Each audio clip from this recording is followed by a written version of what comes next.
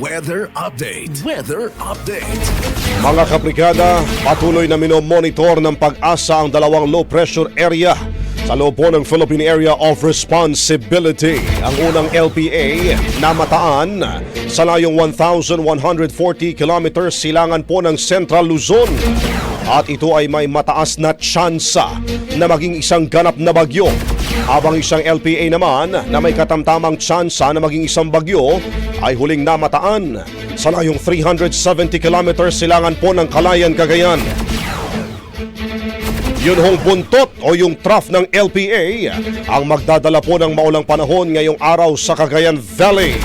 Samantala mga kabrigada, sakaling maging isang ganap na bagyo ang isa ho sa mga LPA na yan, tatawagin ho yan na Bagyong Dante.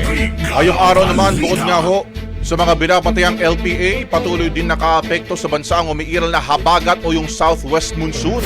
Yan ho yung magdadala ng pag-ulan sa Metro Manila, Calabarzon, Zambales, Bataan, Pampanga, Bulacan at maging sa Occidental Mindoro. Paminsan-minsang pag-ulan naman ang dalaho ng habagat sa Benguet, Tarlac, Marinduque at Oriental Mindoro.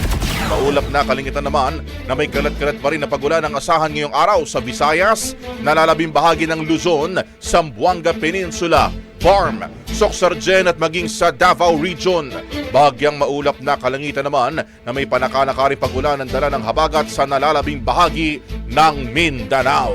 Brigada Balita Nationwide. Ang bahaging ito ay hatid sa atin ng Standout ES4 Capsule. Simulang tuparin ang pangarap ng iyong anak. And stunting now,